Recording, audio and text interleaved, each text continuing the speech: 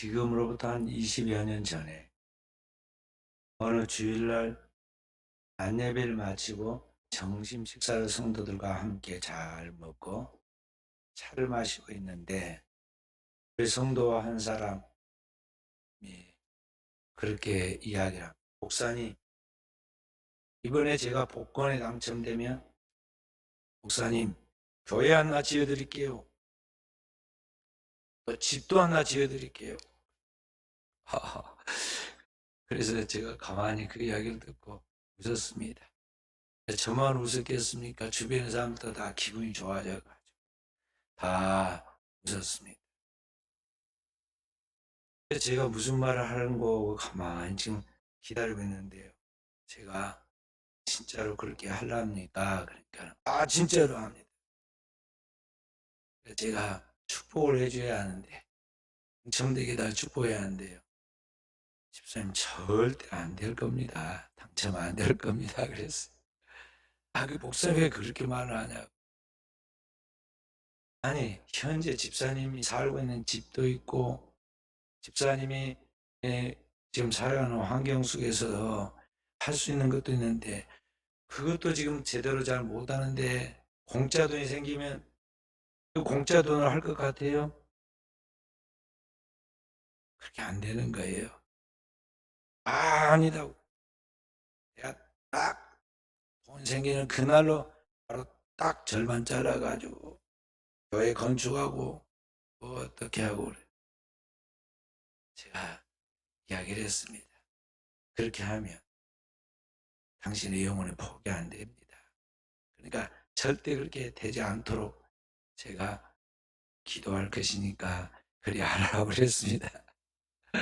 근데 그 집사님이 다행히 20년이 지났는데 지금도 교회를 다니셔. 최근에 어느 후배 목사님하고 식사를 했는데 그분 이야기를 하더라고요. 목사님 그 홍 집사님을 아십니까? 알지 하고 남편이 그 택시기사 하시고 그런다고 그랬더니 저희 교회 잘 다니고 있습니다.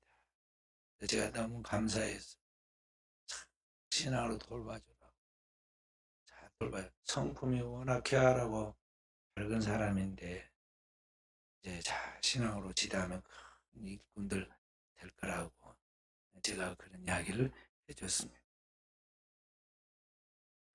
오늘 우리가 살아가면서 여러 가지 꿈들을 갖는데요.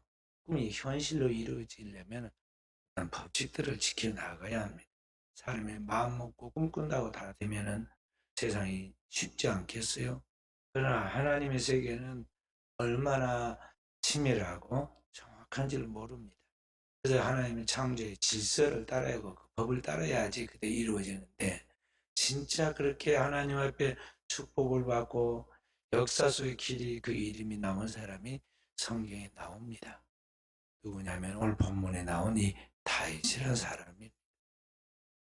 이스라엘 나라를 하나님이 아브라함의 후손을 선택하여 이스라엘 나라를 세상 모든 나라의 제사장으로 삼고 제사장 나라 된 이스라엘을 통해서 천하 만민이 복을 받도록 그 백성들을 통해서 인류의 구세주 예수 그리스도가 오게 하고 그 모든 역사를 이루실 때에 그 모든 역할을 하는 그 중간 고리 그 예표와 같은 역할을 하는 사람이 누구냐면 다윗입니다. 여기 다윗은 하나님의 축복받은 사람으로서 이스라엘 나라의 역사적으로 최대의 전성기를 이룬 절정에 서 있을 때의 사람입니다. 그래서 이스라엘 백성들은 늘 그들의 역사 속에 출애굽의 역사와 함께 다윗이 통치하는 이 다윗의 이야기를 그들은 항상 자랑을 합니다. 그러면 어떻게 이 다윗이 이와 같은 축복을 받았는가? 오늘 우리가 성경을 또 그 부분을 잘 이해를 하면 우리가 다윗이 축복받은 것과 같은 동일한 축복을 우리가 받을 수 있다는 걸 알아야 합니다. 오늘 여기 보면 다윗이 전쟁을 통해서 자기 나라의 땅에 사는 팔레스타인 땅 내부에 있는 그 일곱 부족인 블레셋과 같은 그런 부족들만 점령한 것이 아니라 주변에 있는 나라들도 점령했고 그들을 지배해서 그들이 조공을 바친 이야기가 나옵니다. 다윗 주변의 나라를 정복하고 하나님의 전쟁을 통해서 얻은 노획물을 다윗이 어떻게 했냐면 하나도 자기가 소유해야 되는 거 다 하나님께 바쳤다고 오늘 여기에 이야기를 합니다. 빼앗은 것을 다 다윗이 하나님께 바쳤다. 여기 11절에 다윗이 그것도 여호와께 드리되면서 이야기하잖아요. 모든 것을 전쟁의 노획물을 하나님께 바칩니다. 그리고 역대상 29장에 보면 다윗이 마지막에 그의 후계자 솔로몬을 정하고 그리고 이스라엘 백성들 앞에서 하나님께서 그가 평생을 거쳐 전쟁할 때 거둬들인 빼앗은 모든 노획물을 하나님 앞에 아낌없이 성전 건축원금으로 미리 바칩니다. 그러면서 기도하기를 다 주께로 와서 주께로 돌아갑니다. 우리에게 하나님 앞에 드릴 수 있는 힘을 주시니 감사합니다. 오늘 우리가 누구가한테 하나님께 이와 같은 은혜를 주었습니까? 하고 하나님 앞에 감사하는 기도를 하는 것을 볼 수가 있어요.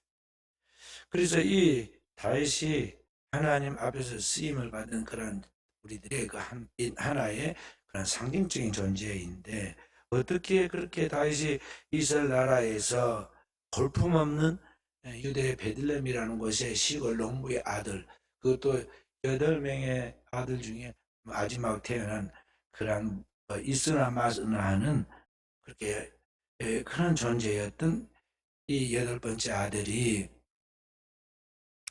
이스라엘 나라의 그 지파, 유대 지파의 왕이 되었다가 더 나아가서 이스라엘 12지파의 통일 왕국의 왕이 되고 또 더 나아가서 주변의 모든 나라를 정복하고 지배하는 메시아 왕국의 상징적인 그런 나라의 왕이 되는가를 우리가 보면은 우리가 오늘을 살아갈 때 하나님 앞에서 어떤 신앙의 자세로 살아야 복을 받는가를 배울 수가 있는 것입니다. 오늘 다윗이 이와 같이 하나님의 쓰임을 받고 하나님의 축복을 받은 것은 우연이 되었거나 또 다윗이라는 그 개인이 똑똑하고 대단한 존재에서 영웅이 되어서 그렇게 되었다고 생각하면 안 됩니다. 먼저 하나님이 다윗을 선택한 이야기가 나옵니다. 그리고 선택받은 다윗을 하나님이 오랫동안 긴 시간을 들여서 그를 훈련을 시킵니다. 그리고 그 믿고 따르는 그 다윗을 하나님께서 이제는 함께 하시고 그를 도우신다는 것을 볼 수가 있어요.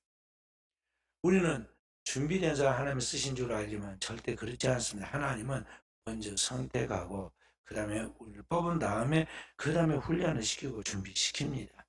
그러니까 우리는 어떤 직분을 받았을 때 다 됐다고 생각하면 큰 오산이에요. 이제부터 이제 훈련받고 준비해야 한다는 걸 알아야 합니다. 그래야 돼요. 우리 목사들도 무슨 생각을 하냐면 10년을 공부해서 목사가 되면 이제 된 줄 알아요. 그리고 목사 임직을 받고 나부터는 그때부터는 목사로서 아주 꿈을 펼치려고 그러는데요. 그때가 이제 시작이라는 걸 알아야 합니다. 공부도 그때부터 시작해야 하고 목회도 그때부터 배워야 하고 인간관계도 배워야 하고 모든 걸 배워야 합니다. 훈련을 받아야 돼요.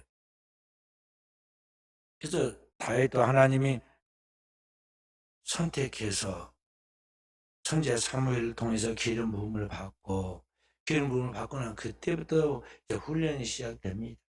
그리고 훈련이 시작되고 나서 그 살아온 만큼 거의 그 나이 될 만큼 훈련을 시킨 다음에 그리고 이스라엘 왕으로 기름 부었는데 그것도 한 번에 이스라엘 통일 왕국의 기름 부음 왕으로 기름 부은 게 아니라 그 고향 자기의 친인척들이 살고 있는 그 지파의 왕으로 처음에 기름 부음을 받고 그걸 감당하니까 그 다음에 이스라엘 12지파의 통일왕국의 왕으로 기름을 부어서 이스라엘 나라가 장차 오시는 메시아의 왕국의 예표가 되도록 그렇게 하나님이 준비시키는 것을 볼 수가 있어요.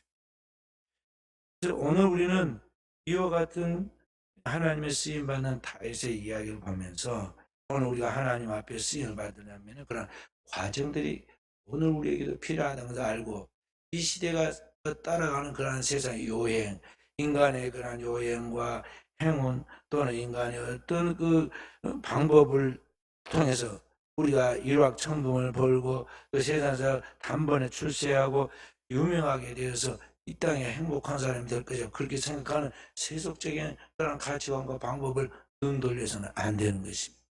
성경이 뭐라고 말씀하시는가, 또 성경 우리에게 뭘 가르치는가를 알고 자신의 주제를 알고 자신의 현주소를 발견해야 돼. 그리고 부름받은 그때부터 주님 앞에서 성실하게 하나님의 인도함을 따라 잘 배우고 훈련해서 주님의 그릇이 되어지면, 그 다음부터는 주님께서 다윗에게 지금 이야기하잖아요. 어디로 가든지 하나님께서 그로 하여금 이기게 하셨더라. 하나님이 그와 함께할 뿐만 아니라 그의 모든 일이 형통하도록 하나님이 그에게 역사하신 것을 볼 수 있다는 것이죠. 그리고 오늘 6절과 14절에 동일하게 말씀하기를 하나님께서 다시 어디로 가든지 여호와께서 이기게 하시니라. 한 번만 이야기를 하면 그냥 그런가 보다 할 건데, 여기 보면 14절에도 또 이야기를 해요. 6절에도 이야기를 14절에도 말하죠. 여기 보면 마지막에 여호와께서 다윗이 어디로 가든지 여호와께서 이기게 하셨더라.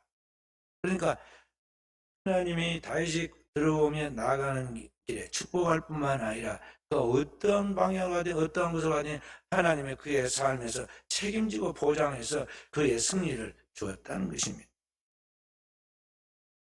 그럼 어떻게 다시 그와 같이 하나님의 축복을 받을 수 있었는가? 신약 성경에 한 줄로 그 이야기를 해줍니다. 사도행전 13장 12절 22절 말씀 함께, 패하시고 다윗을 왕으로 세우시고 증언하여 이르시되 내가 이새의 아들 다윗을 만나니 내 마음에 맞는 사람이라 내 뜻을 다 이루게 하리라 하시더니. 아멘. 여기 하나님께서 다윗을 선택하여 그를 왕으로 세우시는데, 그러기 전에 하나님께서 이새의 아들 다윗을 만나니, 인간과 하나님이 만나는 이 관계, 하나님과 인간의 이러한 접촉점이 중요해요. 인간은 영혼의 하나님과의 만남을 통해서 거듭나게 되는데, 이런 하나님과 만났다는 거죠. 다윗이 하나님 만나 거듭나게 되었는데, 그때 하나님이 다윗을 뭐라 말씀하냐? 내 마음에 맞는 사람이라. 하나님 마음에 합한 사람이라, 또는 맞는 사람이라.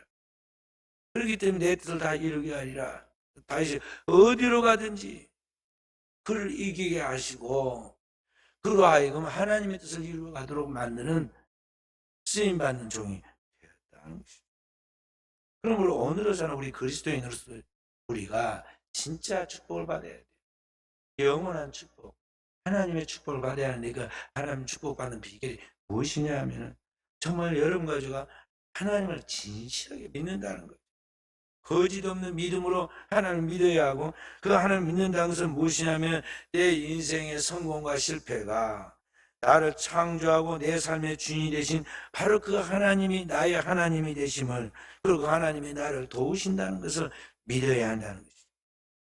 그리고 그 하나님이 도우시면 내 신분이 어떠하든 학력이 어떠하든 내 처지가 어떠하든 내 과거가 어떠하든지 간에 결국은 하나님 앞에서 형통하고 승리하게 된다는 것을 여러분과 제가 굳게 믿어야 하는 것입니다. 자, 그러면 오늘 유대 베들레헴의 농부였던 이새라는 사람의 그 많은 아들 중에 막내 아들이었던 이 다윗을 하나님 만났을 때 왜 그가 내 마음에 든다고 그랬을까? 왜 하나님이 그가 마음에 합한다고 했을까? 그의 신체가 뛰어난 게 아닙니다. 사울의 갑옷을 입고 골리앗과 싸우러 나갔더니 옷은 아주 멋지잖아요. 왕의 옷입니다. 갑옷입니다. 사울은 보통 사람보다 키가 어깨에는 더 컸다고 그랬습니다. 그러니까 외적인 걸 보면 지금 사울을 패하고 다윗을 왕으로 세우는데 그 다윗이 뛰어난 신체를 가진 것이 아닙니다. 그리고 그가 IQ가 높았거나 명문대학을 나왔거나 가문이 좋은 것 아닙니다. 다윗도 살짝 유혹을 받은 적이 있었는데 그것 때문에 죽을 고생을 합니다. 뭐냐면 자기 가문은 농부의 집안이고 별 볼 일 없습니다. 그런데 지금 사울 왕이 뭐라고 이야기를 하냐 하면, 만약 골리앗과 싸워서 그를 이긴 사람은 왕의 사위가 되고 그를 높여서 이스라엘의 가장 높은 그러한 신분으로 변화시켜 주겠다고 말하는 그 이야기가 남자로서 살짝 유혹을 받았습니다. 그 사실인가 몇 번 확인하죠. 그래서 오늘 우리로 말하면 로또 복권 당첨만 되면 완전 내 인생이 바꿔진다고 생각하듯이 자기도 살짝 유혹을 받아서 한번 왕의 사이가 돼볼까, 그 세속적인 방법을 생각했다가 죽을 고생을 하잖아요. 그로부터 13년 동안 벼룩처럼 뛰어다니면서 이스라엘의 굴이 어디에 있는지 숨을 만한 굴만 찾아다니고 사람같이 제대로 살지도 못하고 숨도 제대로 못 쉬고 살았어. 인간의 수단과 방법으로 뭔가를 이뤄보려고 하는 그런 것들은 결국은 우리의 삶에 축복이 아니라 재앙을 가져온다는 걸 알아야 돼. 그런 이 다윗이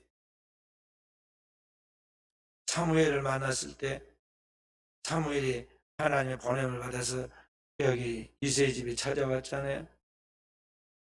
7 형들은, 다윗의 형들은 다 준비해가지고 옷차려 입고 기름 부음을 받으려고 다 준비해 있는데 다윗은 그때까지 아무 영문도 모르고 들판에서 양치고 있다가 급하게 집에서 오라고 불러서 씻지도 못하고 땀을 뻘뻘 나고 먼지는 온 얼굴에 뒤집어 쓰고 머리카락은 헝클어지고 지푸라기는 묻어있고 밖에서 양만 치고 있으니까 얼굴은 새까맣게 닿고 붉은 색깔이고 눈만 반짝반짝했다고 그랬어.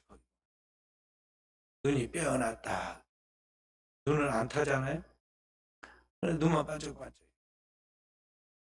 그런데 거기에 하나님께서 다윗에게 기름을 부어라 하고 사무엘, 선지자 사무엘에게 말해 주잖아요. 내용이 뭐냐? 이 다윗이 지금 하나님 마음에 든다는 거예요. 아무도 몰랐어요. 그 집안도 모르고 세상 사람도 모르고 동네 사람도 모릅니다.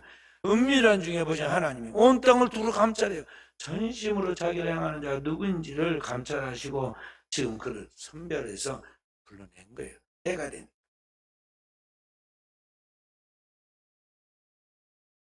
다윗은 뭐하는 사람입니까? 양치기예요. 양치는 삶의 자리, 자기 삶의 한가운데서 하나님과 만납니다. 다윗이 하나님을 만나기 위해서 호렙산에 올라간 거 아닙니다.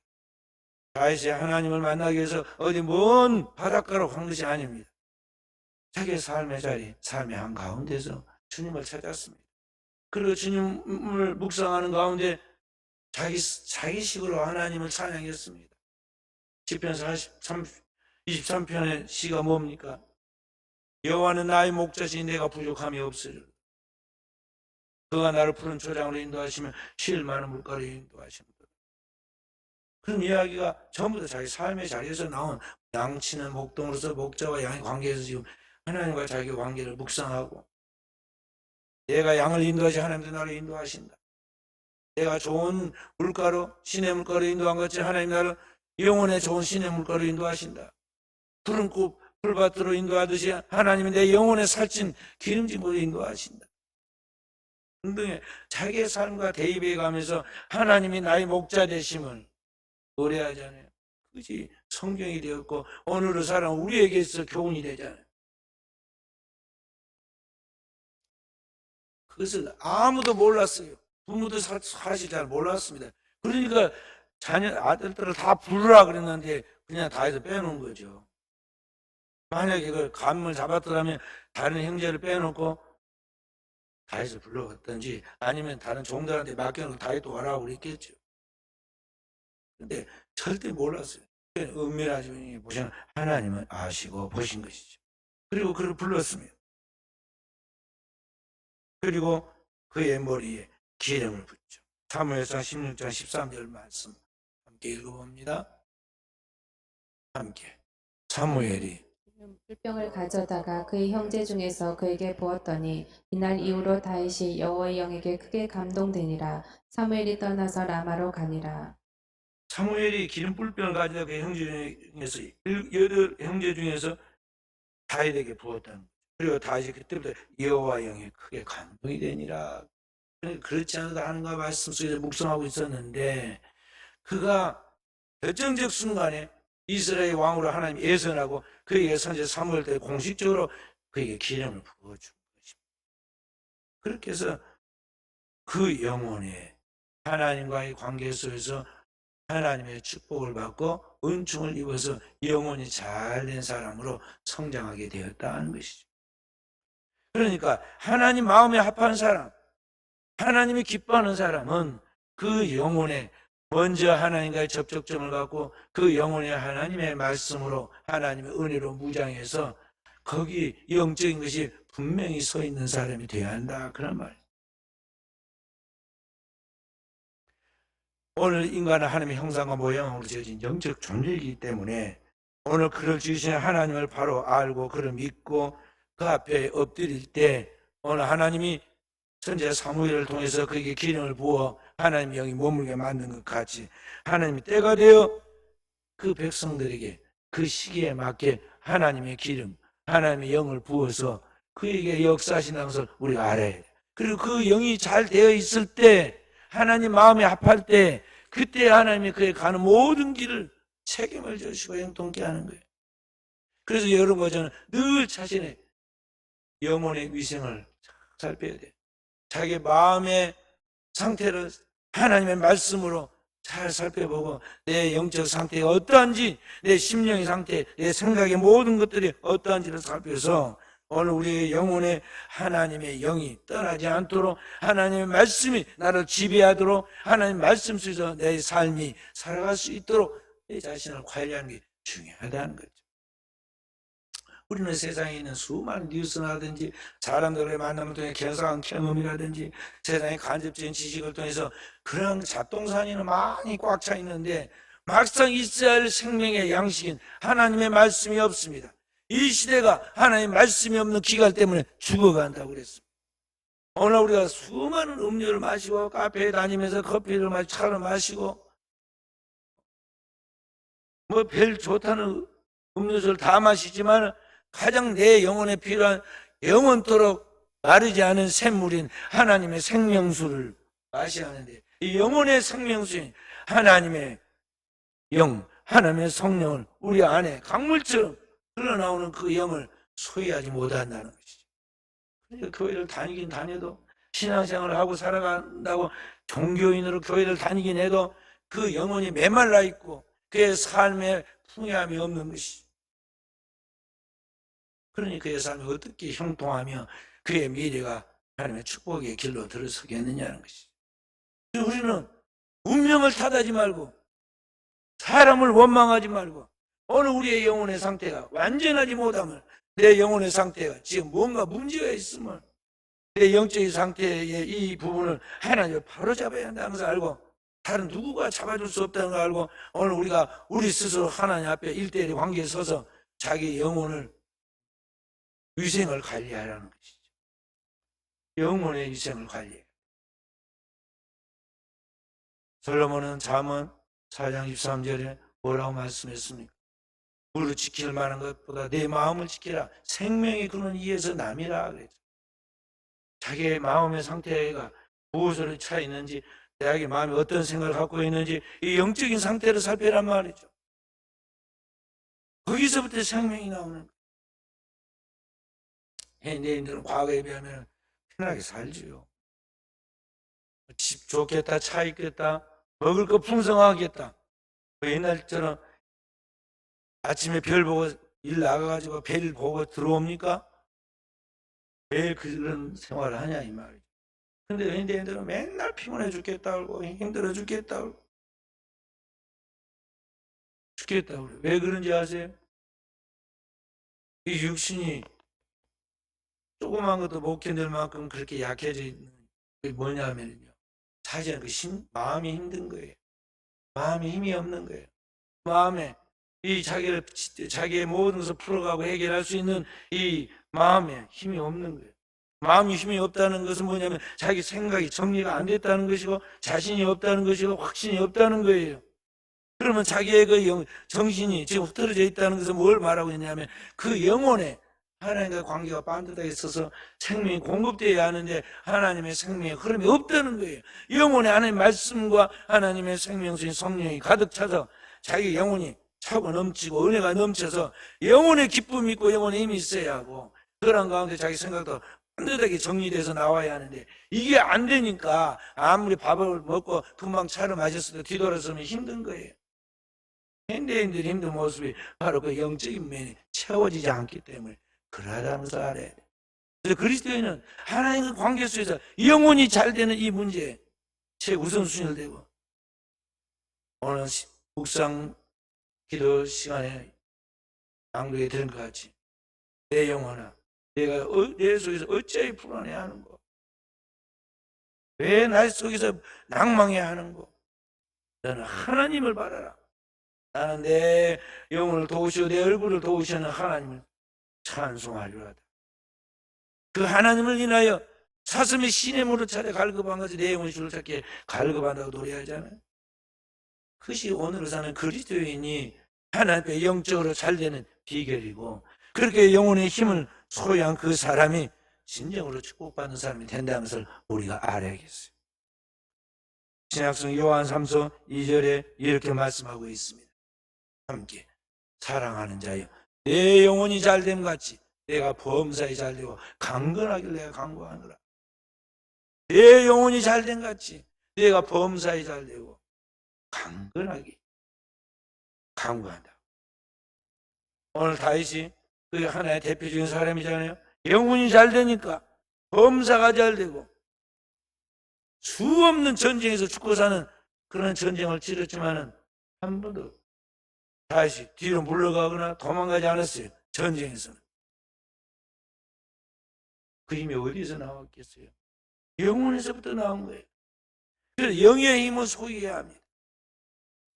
그리스도인은 영적 힘을 소유한 사람이 되어야 한다는 것입니다.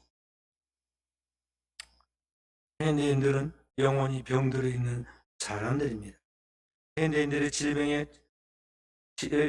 90%가 다 정신적이고 심리적인 병입니다.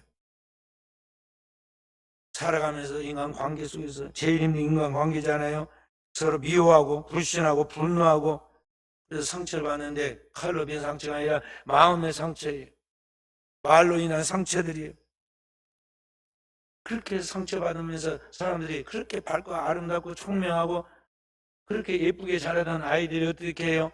살아가면서 사람이 이상하게 변합니다.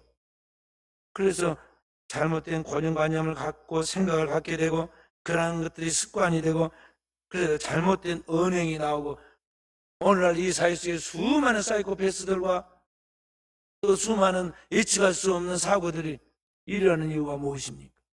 처음부터 그렇게 된 게 아닙니다. 처음에는 다 아기들 예쁘듯이 예쁜 집안의 아이들이고 사랑스러운 자녀들이었어요. 이들이 어느 순간에 이렇게 변질되고 사람이 나빠진 거예요.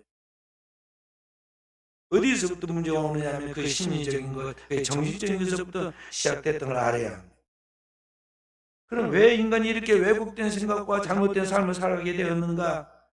근본적으로 뭐냐면 하나님과의 관계에서 실패하기 때문에 그런 것입니다.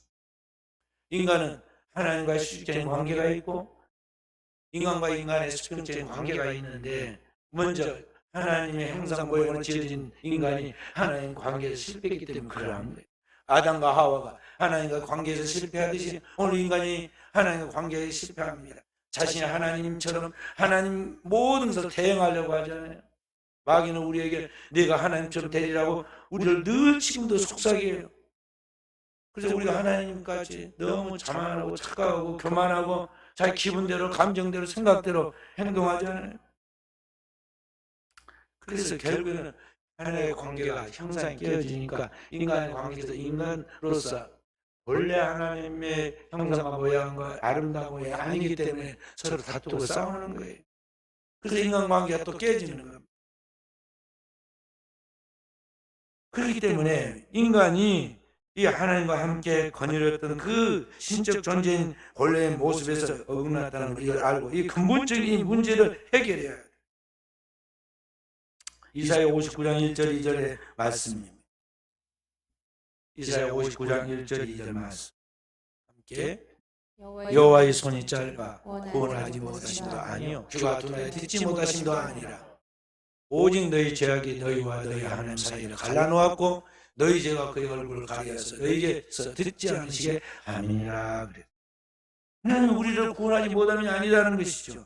하나님의 손이 짧거나 하나님의 귀가 둔하거나 하나님의 눈이 이렇게 좋지 않아서 우리를 보지 못하고 듣지 못하고 그래서 손이 짧아서 구원하지 못함이 아니라는 것이죠. 원인이 뭐가 있느냐? 바로 내게 있는데 내가 하나님과 내 사이에 그 죄악된 것으로 너로 하여금 하나님의 축복을 받지 못하게 만들고 있다고 주께서 우리에게 가르쳐주고 있어요. 그래서 이 인간의 내재되어 있는 이 죄성에 대한 부분을 우리는 심상 가볍게 생각하지 말고 깊이 생각해야 돼요. 그래서 이런 것들이 내 마음에 때가 끼듯이 내 안에 나를 사로잡지 못하도록, 내 안에서 그런 것들이 나를 지배하지 못하도록, 내가 죄악된 것에 거기에 중독되거나 거기에 집착하지 못하도록 항상 자기 자신을 하나님 앞에서 돌아보고 깨뜨려야 돼. 하나님의 성령의 검으로 잘라내야 하고, 하나님의 불같은 방망이로 깨뜨려야 하고, 하나님의 불로 태워버려야 돼. 그리고 나의 옛사람은 죽고 내 안에 그리스도 예수의 피로 말미암아 구원받은 신령한 사람, 새 사람으로 새로운 피조물이 형성될 때까지 오늘 우리는 주님과 함께 승부를 걸어야 하는 것입니다. 문제의 해결은 다른 게 아닙니다. 이 죄의 문제를 해결하는 것은 사람이 돌을 닦거나 수양을 쌓아서 되는 게 아닙니다. 이러한 것들은 공부를 많이 하거나 철학적 사유를 통해서 되어지는 게 아니라는 것이죠. 근본적인 죄의 문제는 오직 하늘과 땅 사이에서 우리를 창조하신 주님께서 그의 몸으로 하나님의 어린 양이 되신 속죄의 어린 양이 예수 그리스도께서 짊어지신 그 십자가의 보혈의 공로를 통해서만 오늘 우리의 죄가 소멸되고 우리가 하나님 앞에서 구원받은 새 사람이 될 수 있다는 걸 알고 바로 내 생명의 근본 되시는 예수 그리스도 그분의 말씀을 내 가는 길에 빛으로 내 발의 등으로 내 삶의 원동력으로 삼고 그 말씀을 붙들고 나아갈 때 하나님의 나의 속에서 성령으로 역사하여 새로 태어나는 거듭나는 역사를 주신다는 것입니다. 그래서 여러분과 저는 성령으로 살고 성령으로 행하는 종들이 되어야 돼요.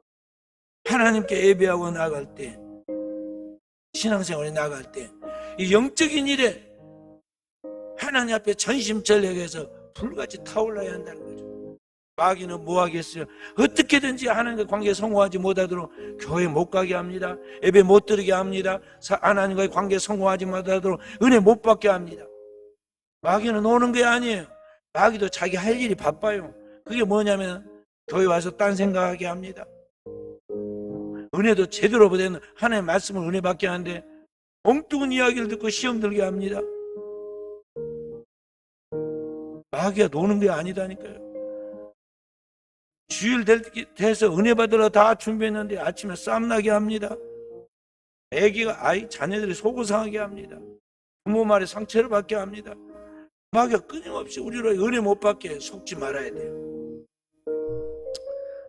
전심전력하여 그랬죠, 성경. 우리가 마음과 뜻과 힘을 다하고 목숨을 다하여 주 너희 하나님을 사랑하란 말에 그 말이야. 전심전력 똑같은 말이야. 하나님을 모든 걸 제쳐놓고 하나님과의 관계에 성공하기 위해서, 은혜 받기 위해서, 말씀으로 무장하기 위해서, 영적인 사람으로 살기 위해서 거기다 올인하라는 것입니다. 그리고 하나님 앞에서 힘을 다 빼버려야 돼. 육신의 힘을 다 빼버려야 내 안에 영의 힘이 차고 넘치고, 영의 힘이 차고 넘치면서 하나님의 지혜와 총명, 하나님과 재능과 모략, 하나님이 우리에게 세상을 살아갈 수 있는 모든 원동력을 우리에게 부어주십니다. 그래서 다시 그 힘을 가지고 어디로 가든지 이기게 됐다는 것이죠. 하나님이 그를 이기게 하셨다 그랬잖아요. 여기. 그렇게 된 거예요. 오늘 사는 여러분과 제가 바로 이런 영의 힘을 소유하고 세상에서 하나님을 기쁘시게 하는 믿음의 삶을 사는 종대 되야겠어요.